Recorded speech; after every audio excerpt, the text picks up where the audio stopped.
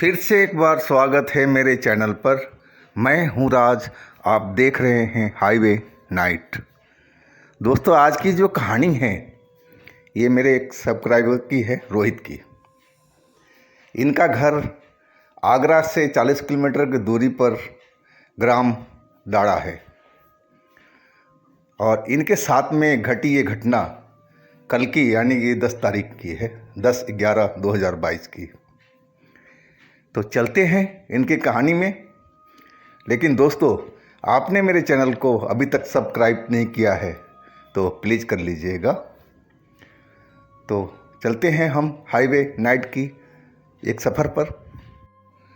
दोस्तों, मेरा नाम रोहित है और मैं आगरा के पास का एक ग्राम का रहने वाला हूँ। आगरा से करीब 40 किलोमीटर की दूरी पर मेरा गांव है। अभी हमारे घर में लैट्रिन बाथरूम का सुविधा नहीं हुआ है, बना नहीं है। हम कोशिश कर रहे हैं कि जल्दी से जल्दी बन जाए। मैं मजदूरी करता हूँ दिल्ली में और मैं अपने घर पर आया हुआ था। रात के करीब 12 बज रहे थे। अचानक मेरा पेट कुछ ख़राब सा हो गया था और मुझे फ्रेश होने की ज़रूरत थी। मैं बोतल लेकर के घर से पानी से भरा हुआ और मैं घर के बाहर खेत में चला आया था। जो खेत था वो पीपल के पेड़ के पास में था और मैं वहाँ पर अपना फारिग होने लगा था। लेकिन मुझे महसूस हो रहा था कि जब से मैं वहाँ बैठा हुआ था और कोई गोल गोल घूम रहा है धुएं की तरह,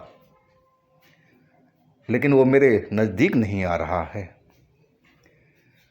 मैं थोड़ा सा डर गया था कि आखिर क्या चीज़ है जो धुएं की शक्ल में चारों तरफ चक्कर काट रही है और मुझे समझ में नहीं आ रहा था कि क्या चीज़ है वो।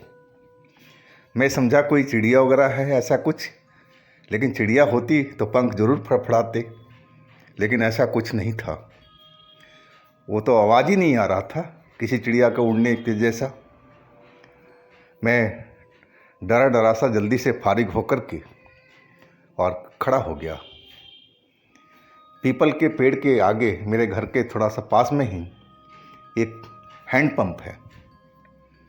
मैं उस हैंड पंप के पास पहुंच गया हाथ पैर धोने के लिए, और जैसे ही मैं हैंड पंप के पास जाने लगा, अभी मैं थोड़ा दूरी पर था और तभी वो हैंड पंप अपने आप चलने लगा था। मेरा होश उड़ चुका था देख करके। मैं एकदम डर सा आ गया था और हैंड पंप ऐसा लग रहा है जैसे उसको कोई चला रहा हो, बट वो दिखाई नहीं पड़ रहा था।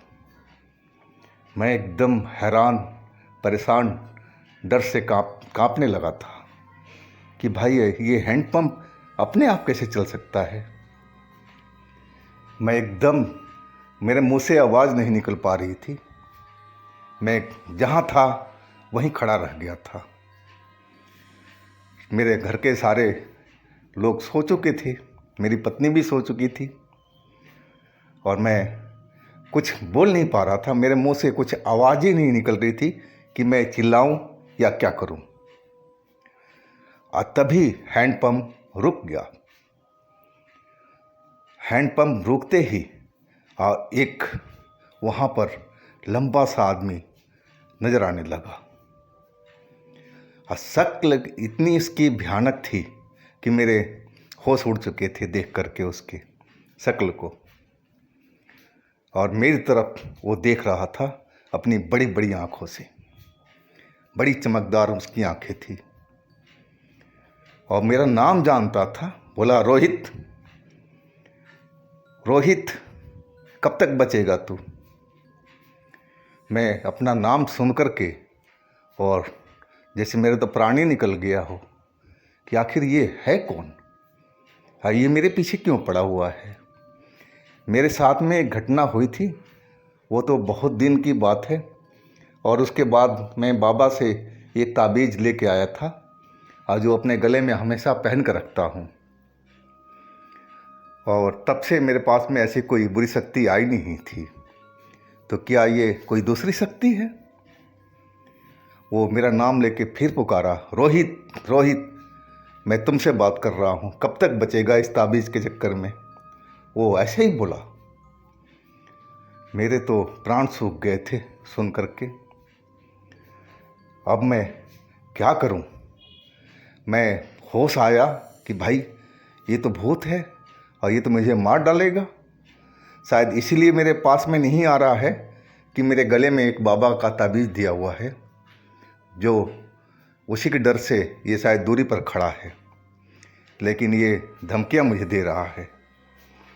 अब मैं अपने घर की तरफ भागने लगा था, लेकिन मेरे आगे ही वो खड़ा हो चुका था।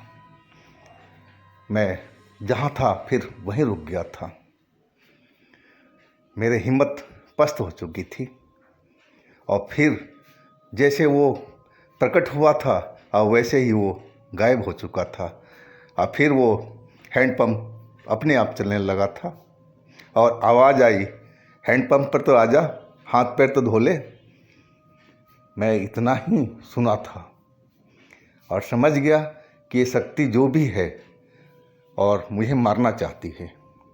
ये बाबा का जो ताबीज़ है यही मुझे बचा रहा है। और मैं अपने घर की तरफ भागा।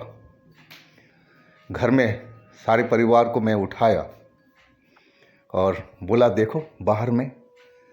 मेरे भाई भी उठ गया था और हम लोग बाहर निकल कर के देखे, लेकिन वहाँ पर कोई नहीं था।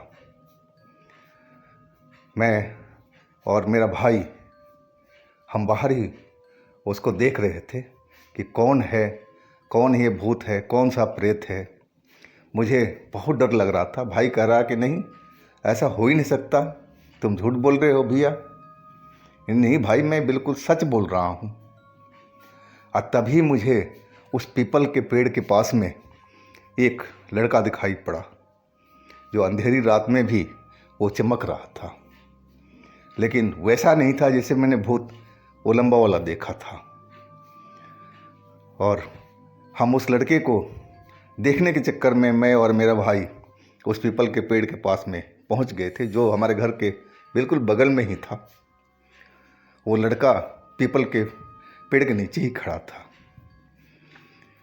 मैंने उससे पूछा, मेरे भाई ने, भाई तुम कौन हो और यहाँ पर तो हमारे गांव के नहीं लग रहे हो, कहाँ से आए हो, कहाँ रहते हो, इतनी रात को यहाँ पर क्या कर रहे हो? वो लड़का बोला कि मैं अपने घर पर हूँ, अपने स्थान पर हूँ। तो मेरा भाई बोला कि भाई ये तुम्हारा घर कहाँ से हो गया? ये तो पीपल का पेड़ है, तुम्हारा घर कहाँ से आ गया? जैसे हमारा घर सामने देखो ये रहा, लेकिन तुम्हारा घर कहाँ है? कोई तुम चोर उचक्के हो, क्या हो तुम? वो लड़का बोला, नहीं, मेरा घर यहीं पर है, ये पीपल का पेड़ ही मेरा घर है। डर के मारे और हम वहाँ से भाग आए और जैसे ही पलट के दोबारा देखे तो लड़का गायब हो चुका था। सारी रात हम डरे डरे से रहे। डर इतना लग रहा था, मेरे भाई को विश्वास नहीं था। उसको लग रहा था कि मैं झूठ बोल रहा हूँ, लेकिन जब उसने देख लिया तब वो माना कि हाँ, वाकई वो भूती था जो अपना कई रंग रूप बदल रहा था और शायद मुझे मारने के चक्कर में वो घूम रहा था। रात तो निकल गई थी और सुबह हो गई थी। सब कुछ अब दिन में तो नॉर्मल हो गया था। हम अपने काम में मगन हो चुके थे, जो भी खेती बाड़ी का काम था हमारा, और उसमें हम लग चुके थे। अभी दिल्ली जाने में देरी था तो हम खेती वाला काम में लगे हुए थे। रात हो गई, करीब 7:30 या 8 बज रहा था और वही चापाकल जो मेरे घर के सामने था बाहर में, और वो अपने आप फिर चलने लगा था। हम हैरान से दरवाज़ा खोल कर के देखे तो वैसे ही चल रहा था जैसे कल चल रहा था। हम चौंक गए देख कर के, सारे परिवार हमारा डर चुका था। और फिर अचानक वो चापाकल बंद हो गया था। अब हमें समझ में नहीं आ रहा है कि हम लोग करें तो क्या करें। अब मैं सोच रहा हूँ कि कल के टाइम में जो बाबा ताबीज़ दिए थे उनसे एक बार जा कर के दोबारा मिलूं और सारा हालात उनको बताऊं। तो कल के लिए मैं तैयारी कर चुका हूं जाने की, और देखते हैं बाबा क्या सलाह देते हैं और क्या कहते हैं। तो दोस्तों, ये थी रोहित की कहानी आगरा की दाड़ा गांव से। अगर आपके पास में भी ऐसी कुछ कहानी है, आपकी अपनी स्टोरी, आत्मकथा, आपके साथ कोई बीती घटना, तो हमें इंस्टाग्राम पर या फिर व्हाट्सएप नंबर पर शेयर कीजिएगा। हम आपकी कहानी को ज़रूर बनाएंगे। और हमारे चैनल को सब्सक्राइब कीजिएगा, लाइक कीजिएगा, शेयर कीजिएगा। फिर हम कल मिलते हैं एक नई कहानी के साथ में।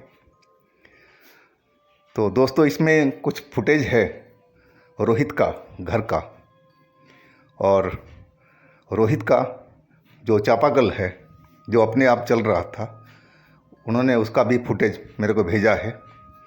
और ये आज शाम को करीब 8 बजे के आसपास रोहित का कॉल आया था और पूरा इन्होंने मेरे को ब्यौरा दिया था।